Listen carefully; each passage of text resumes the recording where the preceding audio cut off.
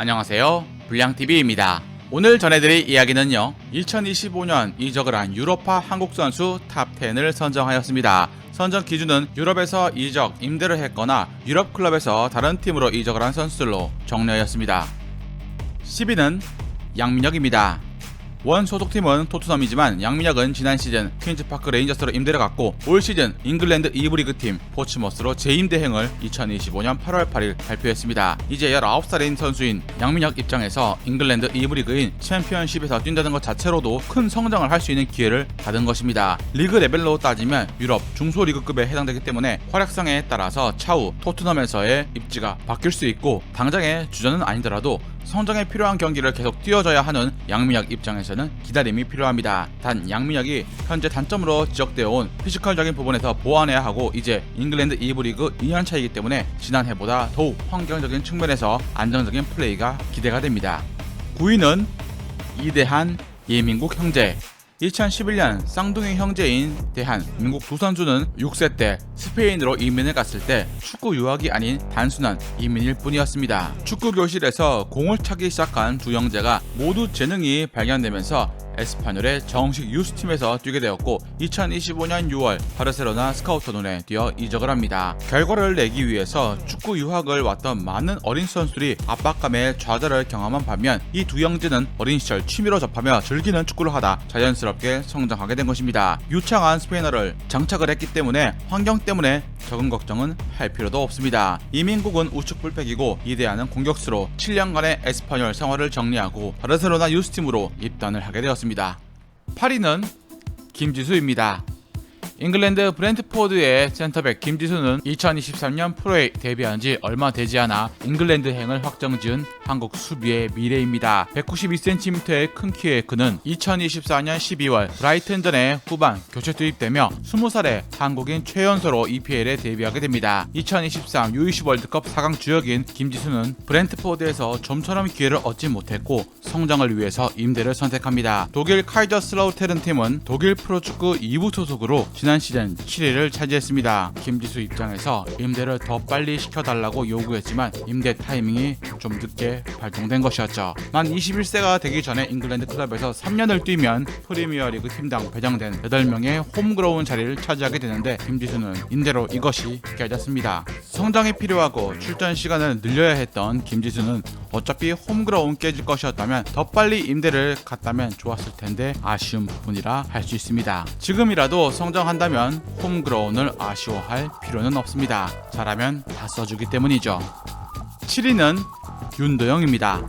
2025년 7월 1일 대전이 낳은 재능 18살 윤도영이 잉글랜드 브라이튼으로 이적을 했습니다. 19살의 어린 윤도영이 브라이튼 1군 소속으로 뛰기에는 21살 우측 윙어 민태가 지난 시즌 리그 공격 포인트 10개를 기록하며 후반기부터 안정적인 주전급으로 도약을 했고 백업이라 할 수 있는 21살의 브로이안 그루다까지 4도움으로 윤도영보다 훨씬 보여준 것이 많았기에 임대를 택할 수밖에 없었습니다. 올 시즌 네덜란드 1부 리그 승격팀인 엑셀시오르가 윤도영의 임대를 원했고 즉시 확정되었습니다. 윤도영의 창의적인 플레이를 원했던 엑셀시오르는 지난 시즌 공격 포인트 20개를 올린 산체스 페르난데스가 주전이기 때문에 윤도영은 후보에서 출발할 것으로 보입니다. 6위는 박승수입니다. 수원 삼성의 박승수는 이미 국내 축구 팬들에게 크게 될 재능으로 주목을 받는 유망주였습니다. 2023년 7월 K리그 역대 최연소인 16세 준프로 계약을 체결한 후에 17살이 되고 K리그 최연소 득점과 최연소 도움을 모두 수립을 해버립니다. 어린 시절부터 남다른 재능으로 여러 유럽 팀들이 스카우트를 한국으로 보내기 시작을 했고 결국 EPL의 뉴캐슬이 이 어린 선수를 데려가기로 합니다. 어리고 아직 유럽 경험이 없는 데다 언어도 다른 잉글랜드 무대에서 1군에 자리하기란 쉽지 않아 그를 21세 이하 팀에서 훈련할 것으로 발표했습니다. 윤도영이나 양민혁처럼 1군보다 다른 팀으로 임대를 통해서 성장을 기대하는 경우가 많지만 박승수는 어린 나이와 재능을 보고 뉴캐슬이 데리고 있으면서 직접 키우기로 결정을 합니다. 당초 2군에서 있을 것 같았던 박승수는 1군 락커까지 배정받아냈습니다. 프리시즌에서 박승수의 활약상에 에디어우 감독이 한번 써보려고 한 것입니다. 엘란과 하비반스, 앤서니 고든 등 좋은 선수들이 많기 쉽지 않지만 박승수에게 1군 출전만으로 큰 성장을 기대해 볼 수 있을 것입니다. 5위는 이강인입니다. 2025년 7월 1일 경남 FC 소속이었던 이강인가 오스트리아 리그의 빈으로 완전 이적을 했습니다. 센터백부터 수비형 미드필더까지 두루 소화 가능한 이강인은 연령별 대표팀 때부터 이미 유망했습니다. 190cm의 장신임에도 뛰어난 발밑과 스피드로 한국 3선 자원 중 미래로 성장 중이었죠. 오스트리아 리그에서 라피드 빈과 2강을 형성 중인 아우스트리아 빈으로 이적한 이강인은 개막도 하기 전에 백스리 전술에서 우측 스토퍼 역할을 훌륭히 소화해 구단의 기대를 한껏 받고 있다는 것입니다. 따라서 아시안게임에서 와일드카드로 이강인은 센터백 또는 3선 미드필더로 뽑힐 확률이 커졌습니다. 아직 국가대표로는 데뷔를 못한 이강인, 본 포지션이 수비형 미드필더지만 팀 내 센터백이 부상, 감독의 전술 때문에 자신의 본 포지션에 맞는 역할을 할 수 없어 센터백으로 뛰고 있습니다. 4위는 이태석입니다.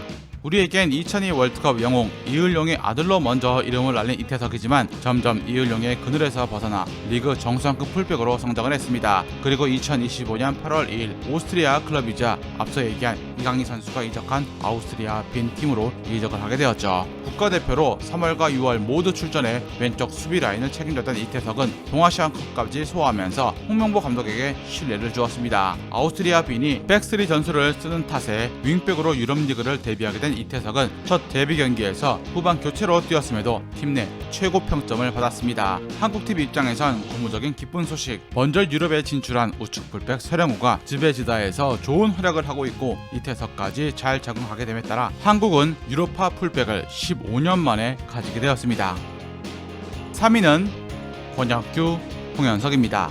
권혁규와 홍현석을 동시에 언급한 것은 이 둘이 가진 공통 분모가 있기 때문입니다. 홍현석은 마인츠에서 자리를 잡지 못했고 권혁규도 셀틱에서 임대를 전전하며 제대로 못 뛰었죠. 두 선수 모두 월드컵 출전이 절박한 상황인 미드필더였고 낭트의 코치 칼베테라가 한국 프로축구에서 지도 경험이 있어 한국인 선수 영입을 원했습니다. 전 시즌 낭트는 리그 13위를 기록했는데 공수 전환과 창의성 부분에서 부족했고 시즌이 끝난 후 핵심 미드필더 2명이 모두 팀을 떠난 상황이었습니다. 권혁규는 셀틱에서 낭트로 완전 이적을, 홍현석은 마인츠에서 1년 임대로 낭트로 오게 되었습니다. 두 선수 모두 프랑스 리그는 처음 경험하게 된 셈. 홍현석에겐 다운그레이드 무대였고 셀틱에서 뛰었던 권혁규에겐 업그레이드가 되었습니다. 어쨌든 절실한 사정이 있는 두 선수에게 올 시즌 경쟁을 이겨내고 부활이란 미션이 주어졌습니다.